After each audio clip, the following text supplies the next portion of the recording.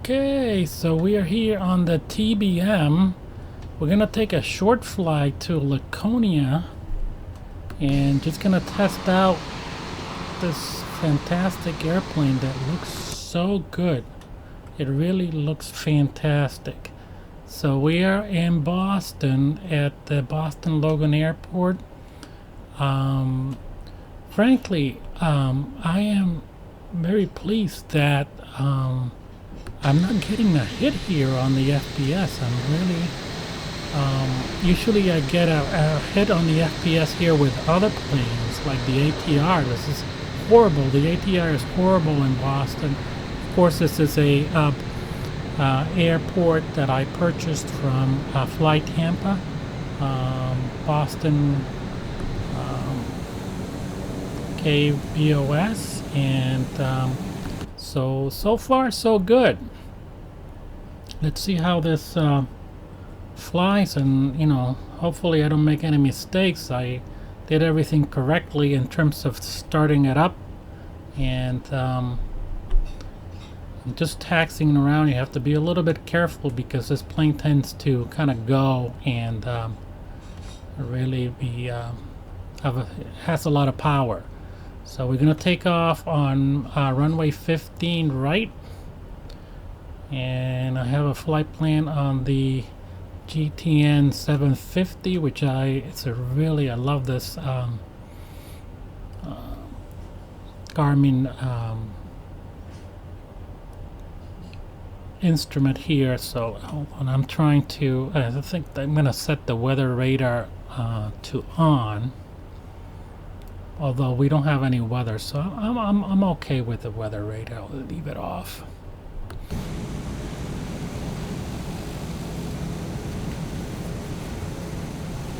It's a beautiful aircraft.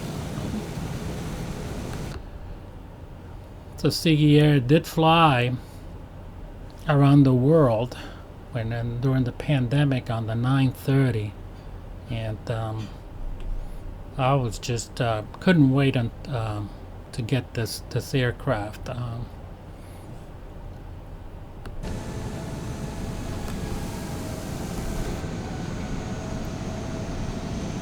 Getting a little bit stuttering here, and it's due to my OBS studio. I always get this with OBS, which I don't get when I'm not using OBS, so you have to bear with me if you see me stuttering here. Well, we've got a busy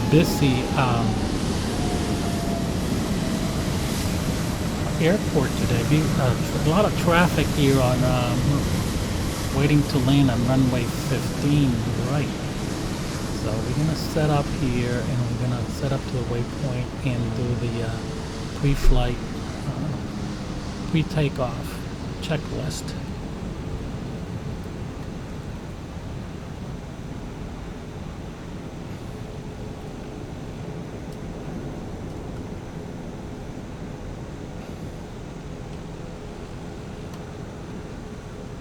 Boston Tower Ziggy 1123 Zulu Alpha 112 ready for south departure at runway 1.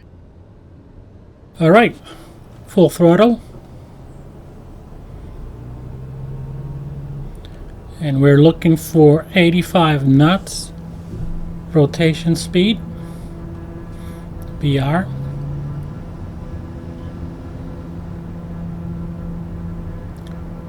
V1, rotate.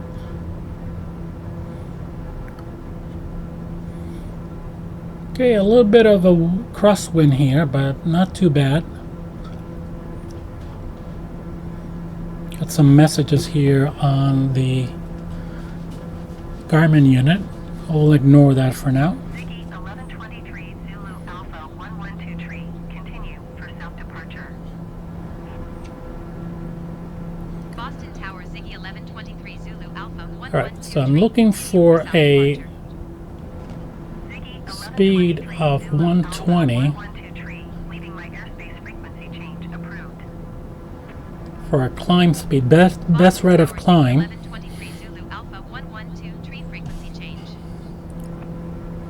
A little bit snow, not snow.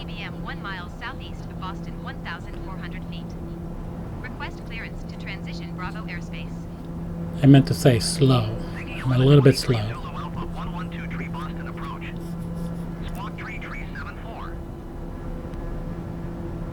Squawk tree 74 Ziggy 1123 Zulu Alpha 112 tree.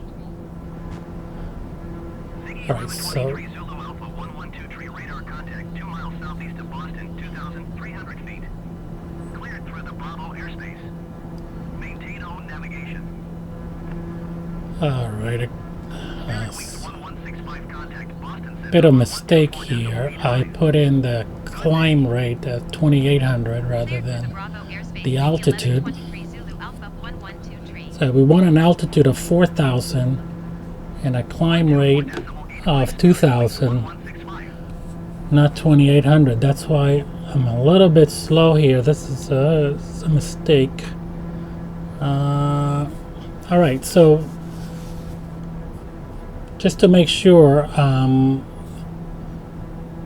you know, you don't make the same mistake that I made here. It's a little bit of a problem here. So I'm going to set nav mode,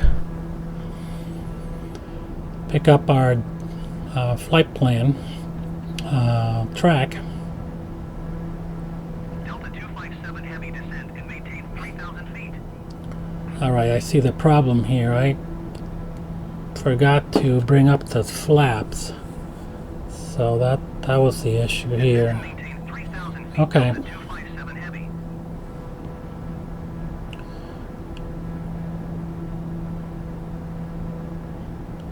All right, now I'm going to set this. Yeah, it's hard to see with this black around, and the knob is black too. So wasn't sure. I wasn't even in the right setting for the flaps. I couldn't see that very well. Now I have exceeded my torque because I was paying too much attention. Too much attention to the flap issue, and I exceeded the torque. And I didn't bring this to. I need to bring this to 850 mode.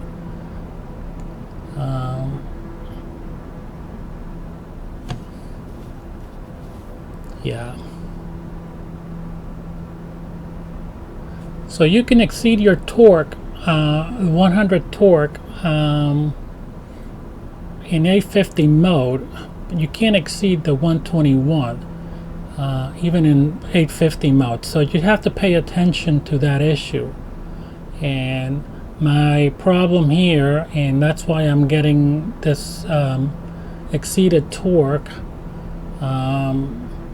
So I exceeded the torque to 121.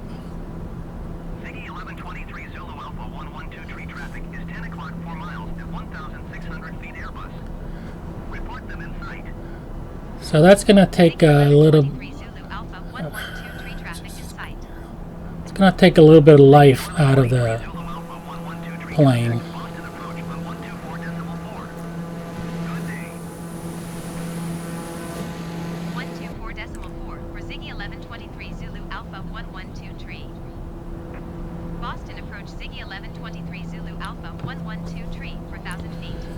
So see, I get an initiator in here, torque exceeded, and it was by quite a bit, 2440 exceeded the torque.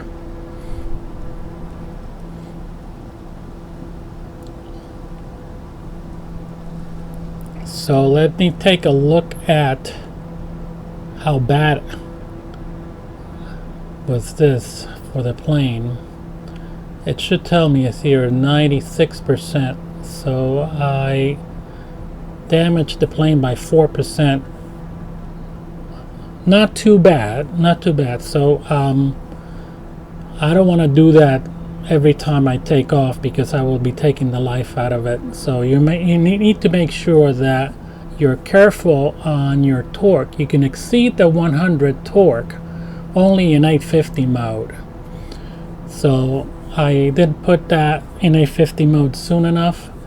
Not trying to make excuses, but I think the instruments being black and the whole cockpit being black like this, it's sometimes hard to see from your point of view here on the on your seat. All right, let's continue here, and hopefully won't make any more of these mistakes. All right.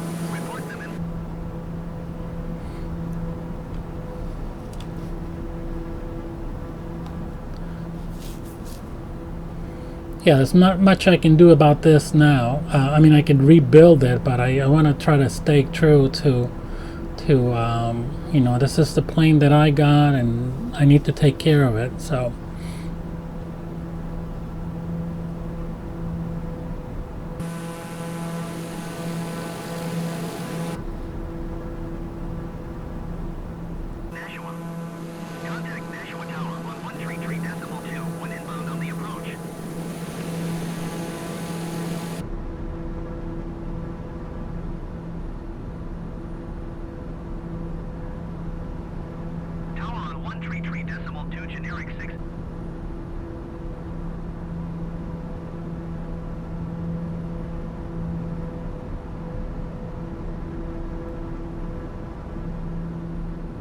All right, let's run through the cruise checklist here. The power, we'll adjust the power, make sure that that's correct. The fuel quantities should be fine. This is a short trip. We don't want to we'll make sure that we don't have an imbalance there, so we will set this to auto. If need be, we'll just click on shift. And pressurization is not an issue, de-icing is not an issue, initial separator is required, and an ignition on if heavy precipitation. Just make sure I keep that on auto. All right, we'll set it, we'll prepare for the before landing checklist. We don't need to do that now, so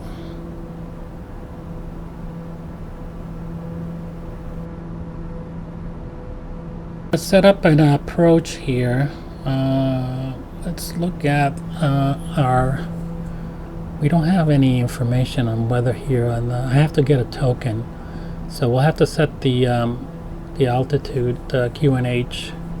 Look for that for Laconia, and then set it up before we start our descent.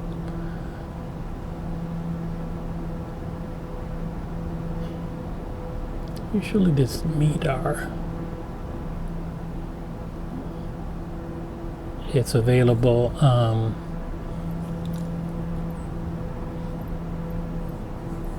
the ATIS for Laconia, so we'll check that out.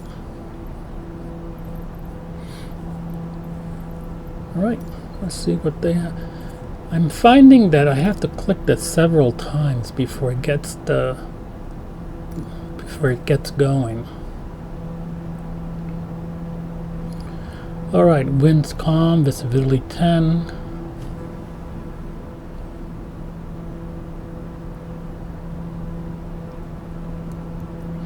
Few clouds at 2700.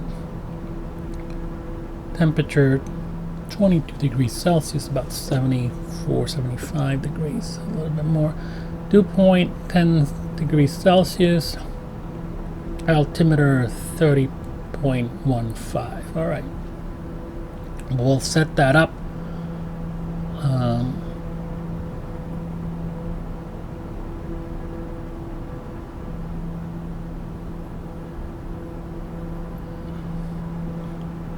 the altimeter 31.5.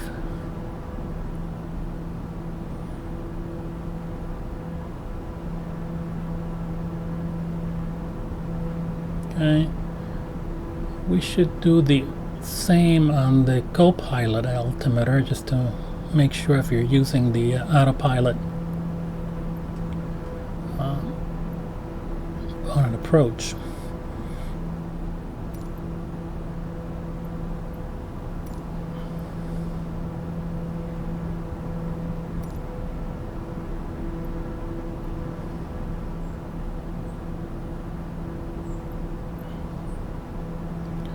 All right, let's set our approach here.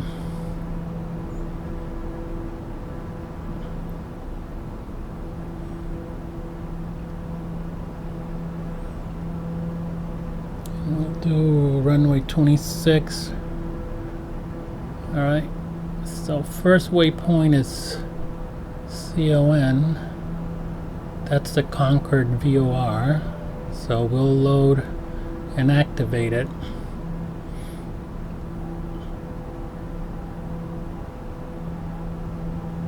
Let's see where we are in our map here. So we're way past the Concord VOR. So what I'll do is I'll just set up a direct to Dojin. Yeah. So this is a really why I really like this 750. It's yeah, direct to Dojin and activate. It's very intuitive, very easy to use, and it has a lot of options here to manage your flights. Even a VFR flight like this, you know, you can make your life easier here with using this the Garmin 750 GNT. It starts for it's GTN. It's a Garmin Touch. Garmin Touch, not network. I can't remember exactly what the N stands for.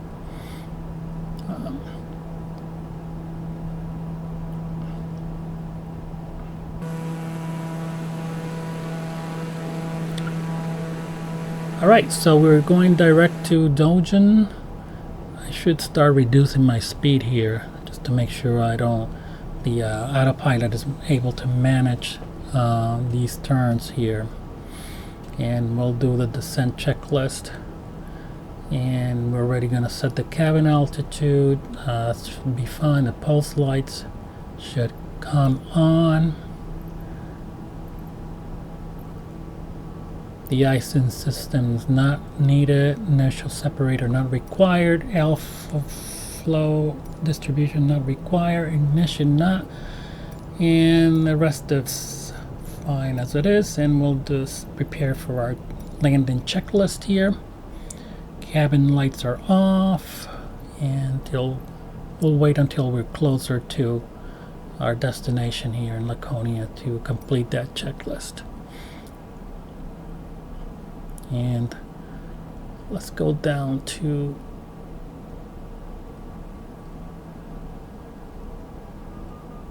let me set Laconia is at 541. Let's set this up for 1500.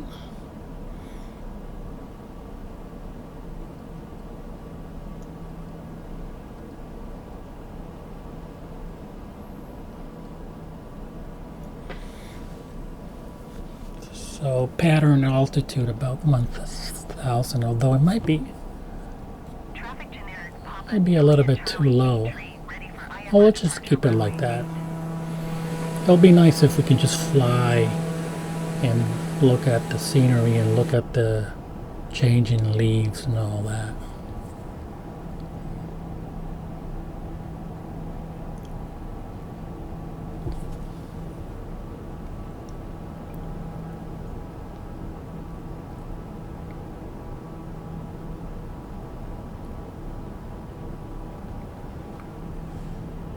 All right, we got all these set. I'll bring down the propeller to max RPMs, and then we'll wait for the landing gear. We're not there yet. It's a little bit of a long pattern here.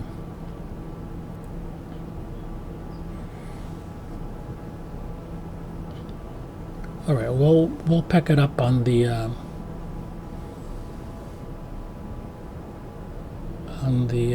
upwind.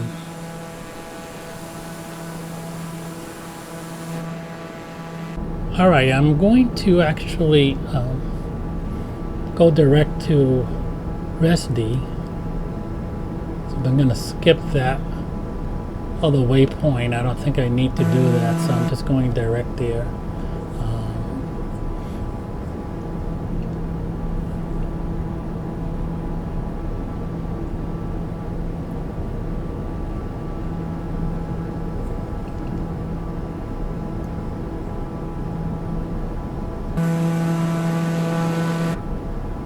Yeah, there was really no need to just fly over that point. And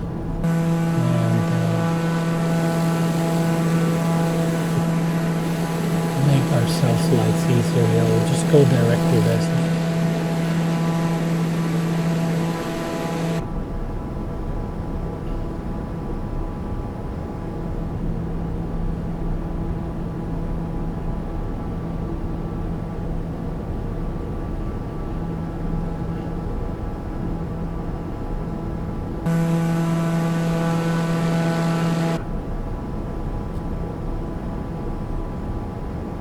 Which is right now is our active leg.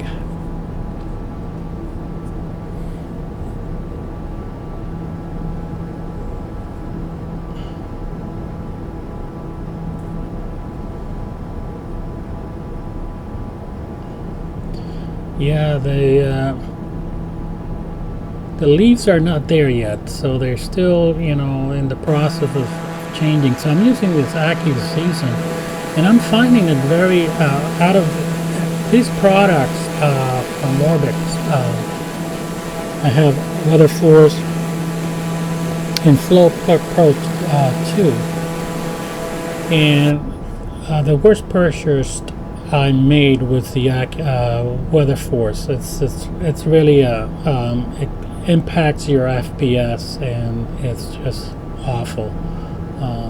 But AccuSeason, I really like it. It's really gives me a sense of, you know, especially in this part of the United States, the Northeast, where you have a lot of the four seasons that are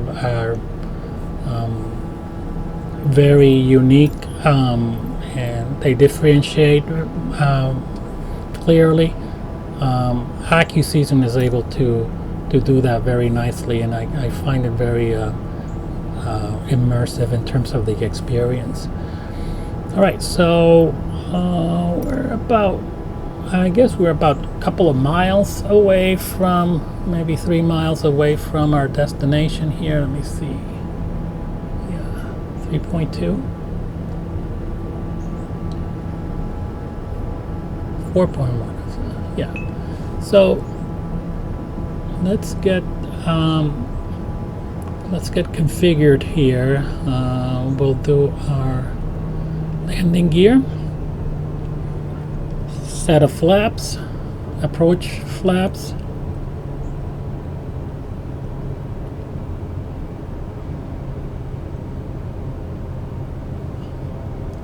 Yeah, we got the runway in sight. And yeah.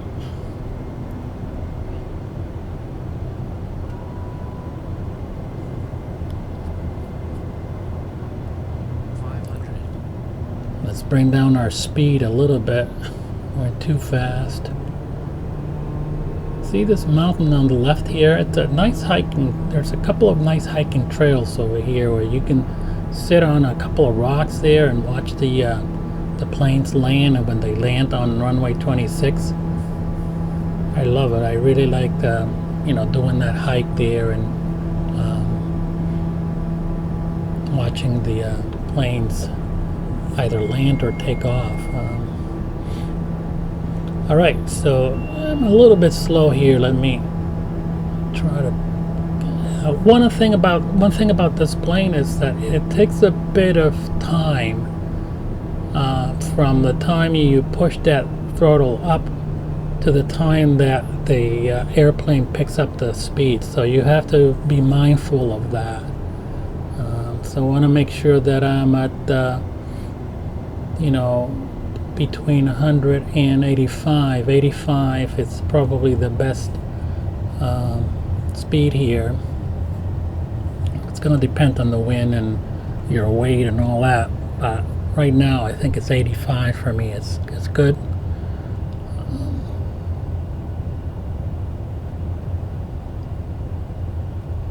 It's a little bit low on the profile, but that's pretty. That looks good to me.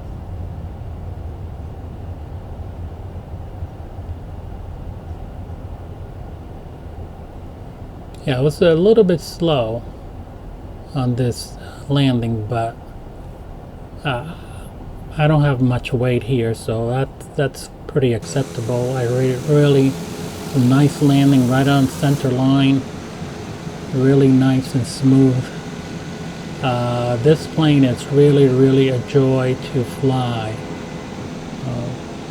So yeah, I'm thinking that I'm going to I did go around the world back in the pandemic days in the 930, and I'm thinking about doing that again on this 850 and taking a little bit of a different route this time. So I'm going to do that every week. I'm going to post those trips so you can follow me, and as always I will be promoting Siggy's cause of pet adoptions during those flights. So everywhere I fly, I'm gonna check out the adoption centers in those cities and countries there, and gonna bring that to you and give you a sense of what's going on with that, so we keep Siggy happy on her cause of promoting pet adoptions around the world. All right, let's clean this up. Get rid of the weather radar so we don't give cancer to anyone there. Flaps up. Landing lights off. They were off. I didn't put them on. I forgot that on my checklist. Taxi lights on. Strobe lights off. Pulse lights off. And we'll shut off the oxygen supply on top here. Alright, well, let's park this baby now.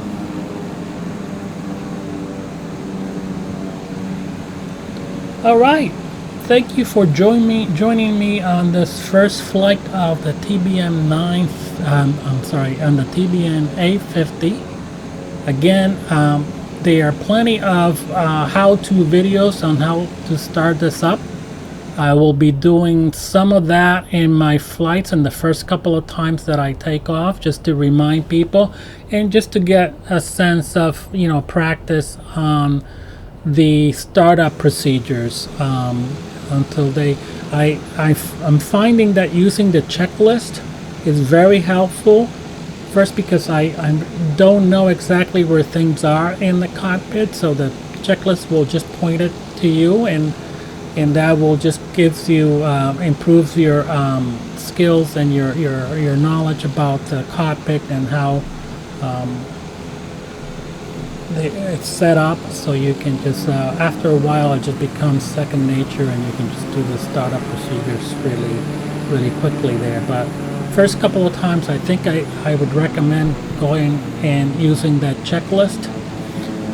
Even once in a while, just to make sure that you're doing things correctly, because this is a black square TBM, and things will go wrong. They will, if you don't do things right and correctly,